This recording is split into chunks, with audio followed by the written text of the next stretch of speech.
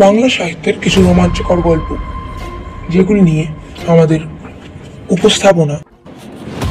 Weekend entertained প্রতি সপ্তাহের রবিবার করে আপনাদের জন্য একটি করে বাছাই করা সেরা রোমাঞ্চকর গল্প থাকবে। আর সেই গল্পের শেষে গল্পটি আপনারা অবশ্যই মন দিয়ে শুনবেন। গল্পের শেষে গল্পটি থেকে আমি দুটো করে প্রশ্ন করব, দুটো বা তিনটে, যাই হোক। সেই প্রশ্নগুলোর উত্তর কমেন্ট সেকশানে যিনি সবার আগে দেবেন তার নাম পরের সপ্তাহে বলা হবে। তাদের নাম মানে প্রথম তিনজনের নাম, প্রথম তিনজন যারা উত্তর দেবেন কমেন্ট সেকশানে। উত্তর পাঠানোর সময় অবশ্যই করে উত্তরের সঙ্গে নিজের নাম লিখতে ভুলবেন না। আর উত্তর লেখার সময় অবশ্যই 1, 2, 3 এরকম নাম্বারিং করেই উত্তর পাঠাবেন। আর দেরি না করে আজকের ভৌতিক গল্প শুরু করা যাক। আজকের গল্পের নাম ভৌতিক চক্রান্ত, যার লেখক হেমেন্দ্র কুমার রায়। হেমেন্দ্র কুমার রায় বাংলা সাহিত্যে ভৌতিক কাণ্ড কাহিনী এবং ডিটেকটিভ গল্প লেখার জন্যই বিখ্যাত। তার রচিত নানান রোমাঞ্চকর কাহিনী আমরা পড়েছি, সঙ্গে তার সৃষ্ট নানান মহান চরিত্রকেও আমরা দেখেছি তারই গল্পে। আসুন আর দেরি না করে ভৌতিক চক্রান্ত শুরু করা যাক। হেমেন্দ্র কুমার রায়।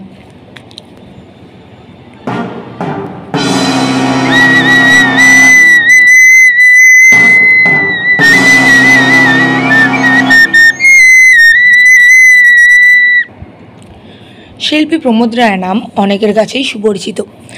আমি উদীয়মান চিত্রকর ও ভাস্কর প্রমোদ রায়ের কথা বলছি। ছবি আঁকায় এবং মূর্তি গড়ায় তার সমান খ্যাতি। সে বাস করত নিমচাঁদ মল্লিক স্ট্রিটের একখানা ভাড়া বাড়িতে। স্ত্রী ছাড়া পরিবারে আর কোনো লোক নেই।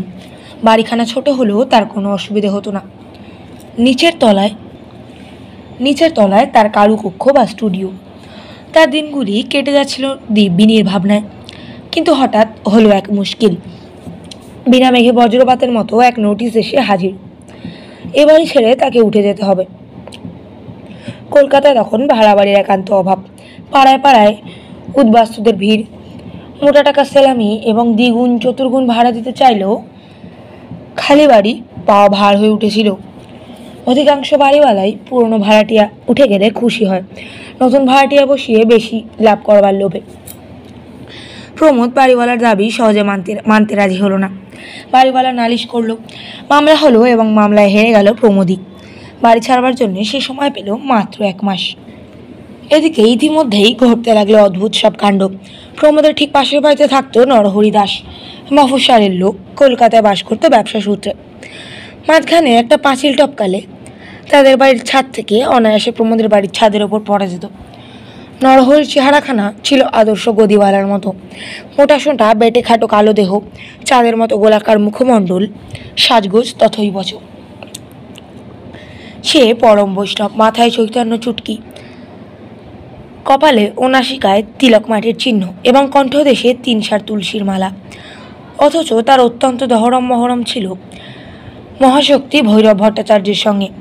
ভৈরবের চেহারা ছিল লম্বা চওড়ায় দশসাই, হাস্য ছিল অট্টহাস্যের মতো এবং বাক্য ছিল হুঙ্কারের মতো। মদ্য আর মাংসই ছিল তার প্রধান পানীয় ও খাদ্য। কিন্তু চেহারায় ও চরিত্রে আকাশ পাতাল তফাৎ থাকলেও ভৈরব ও নরহরি দুজনেরই নেশা হচ্ছে এক, এবং সেটা হচ্ছে দাবা খেলা। রোজ সন্ধ্যেবেলায় নরহরি তাম্বুল চর্বণ করতে করতে এবং ভৈরব তামাকু টানতে টানতে দাবা বোর্ডের ছকের সামনে বসে খেলায় বিভোর হয়ে থাকত। সে সময় তাদের দেখলে লোকে বলা বলি করত, এও যখন সম্ভবপর তখন বাঘে আর গরুতে মিলনই বা অসম্ভব হবে কেন? কিন্তু এমন মিলনেও বাগড়া পড়ল। আচম্বিতে মেনিনজাইটিস রোগে নরহরি হলো গতাসু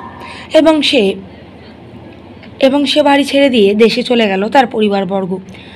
ভেঙে গেল সেখানকার দাবা বোর্ডের সান্ধ্য আসন। নরহরির মহাপ্রস্থানে ভৈরব ভট্টাচার্য দুঃখ পেল বটে, কিন্তু পরম আনন্দ লাভ করলো তার বাড়িওয়ালা ক্ষেত্র তথা খেতু মল্লিক।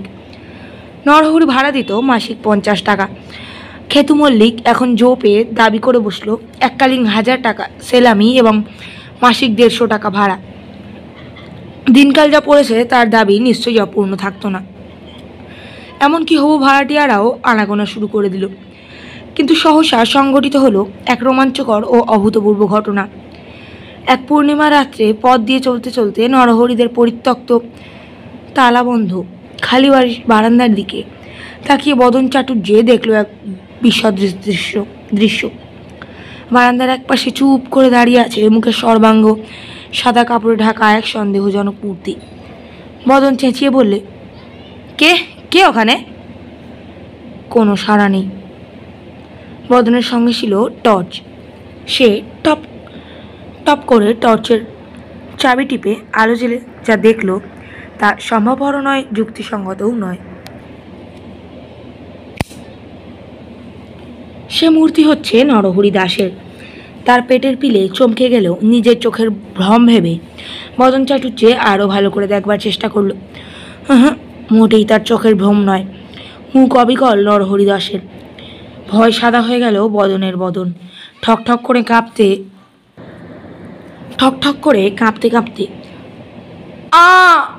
বলে এক পাড়া কাঁপানো চিৎকার করে সে ঘন্টায় 20 মাইল বেগে দৌড় মারল নিজের বাড়ির দিকে। বলা বাহুল্য, খবরটা পাড়ায় ঘরে ঘরে রটে যেতে বেশি দেরি লাগলো না। খেতু মল্লিক তেলে বেগুনে জ্বলে উঠল, বলল, বদনা বেটা ভেঙচি দিতে চায়। নরহরি ছিলেন পরম বৈষ্ণব মানুষ। তিনি এখন গোলকধামে বসে মনের সুখে বিশ্রাম করছেন। কোন দুঃখে আবার এই ছাই পৃথিবীতে ফিরে আসবেন? কিন্তু নরহরি যে এখনো সশরীরে বিরাজ করছে তার ওই ভাঙা বাড়িতেই পাড়ার আরও কেউ তার অকাট্য চাক্ষুষ প্রমাণ পেল। তবে দিনের বেলায় তাকে দেখা যায় না এবং দিনের বেলায় তাকে দেখবার আশাও কেউ করে না। ফল দাঁড়ালো এই, প্রথমত নরহরির বাড়ির সম্মুখ দিয়ে লোকে রাত্রে পথ চলাই ছেড়ে দিল। দ্বিতীয়ত হবু ভাড়াটিয়ারা খেতু মল্লিককে একেবারেই বয়কট করলো। বিনা ভাড়াতেও নরহরির বাড়িতে বাস করবার মতো লোকও আর পাওয়া যাবে বলে মনে হয় না। অবস্থা যখন এই রকম, ঠিক সেই সময় তান্ত্রিক ভট্টাচার্য এসে বাসনা প্রকাশ করল। খেতুবাবু, নরহরিদের বাড়িখানে আমি ভাড়া নিতে চাই। নিজের কানকেও বিশ্বাস করতে না পেরে খেতু মল্লিক বলল, তাই নাকি? খেতুবাবু, আমি হচ্ছি তন্ত্রসিদ্ধ মানুষ। বৈষ্ণবের প্রেতাত্মা আমাকে দেখলেই ভয় পিট্টন দেওয়ার পথ পাবে না। খেতু মল্লিক তাড়াতাড়ি বলল, ঠিক বলেছ ভৈরব ভট্টাচার্য, তোমার সঙ্গে আমিও একমত। কিন্তু আমি যে গরিব, মাসে 30 টাকার বেশি ভাড়া দেওয়ার শক্তি আমার নেই। বেশ তাই।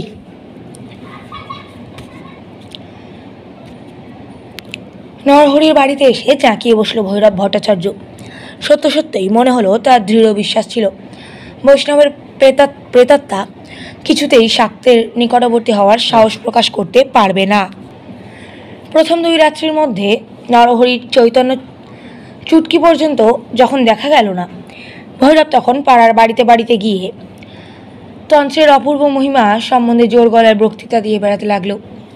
তারপরই এলো অমাবস্যার রাত্রি।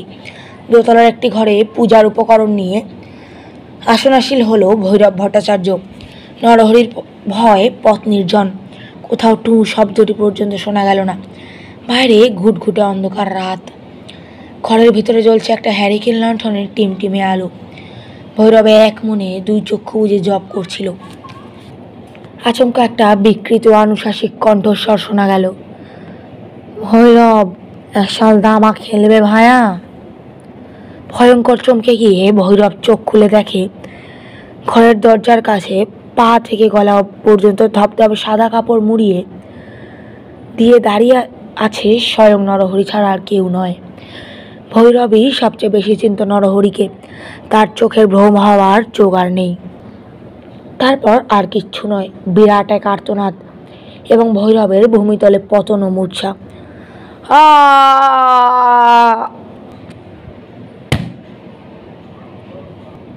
খেতু মল্লিক হতাশভাবে স্থির করলো ওই ভূতের বাড়িখানা ভেঙে একেবারে নতুন বাড়ি তৈরি করবে। কিন্তু হঠাৎ যখন শিল্পী প্রমোদ রায় এসে নরহরির বাড়িখানা ভাড়া নিতে চাইলে, তখন খেতু মল্লিকের চেয়ে বিস্মিত লোক পৃথিবীতে আর কেউ ছিল নাই বোধ হয়। প্রমোদ বলল, কলকাতায় খালি বাড়ি দুর্লভ, অথচ বাড়িওয়ালার হুকুমে 1 সপ্তাহের মধ্যেই আমাকে উঠে যেতে হবে। সুতরাং আমার অবস্থা বুঝতেই পারছেন তো। খেতু মল্লিক বলল, বেশ বাবা, আমি বেশি ভাড়াও চাই না, তুমি মাসে 25টি টাকা দিও।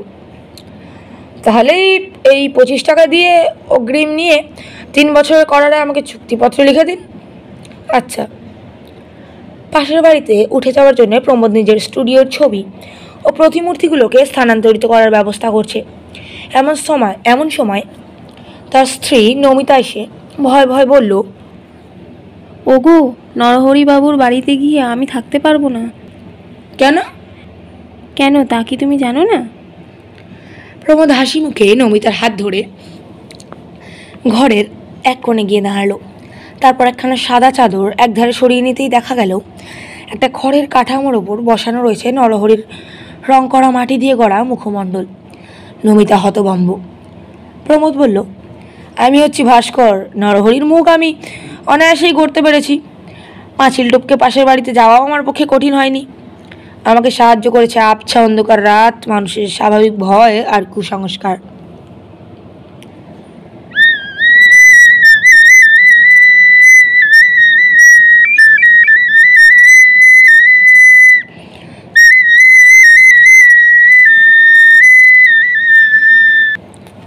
শেষ হলো আজকের গল্প ভৌতিক চক্রান্ত, যার লেখক ছিলেন হেমেন্দ্র কুমার রায়।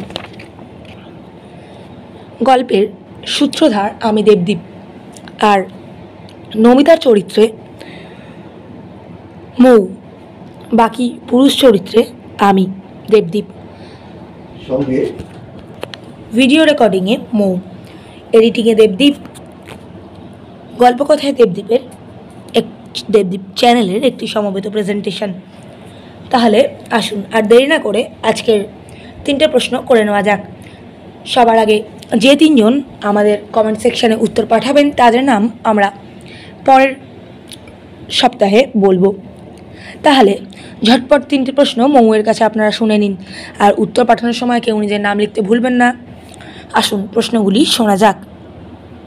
1, ভৈরব ও নরহরির প্রিয় খেলা কি ছিল? আবারও বলছি, ভৈরব ও নরহরির প্রিয় খেলা কী ছিল? 2, নরহরি যে বাড়িতে বাস করতেন তার মালিক কে ছিলেন?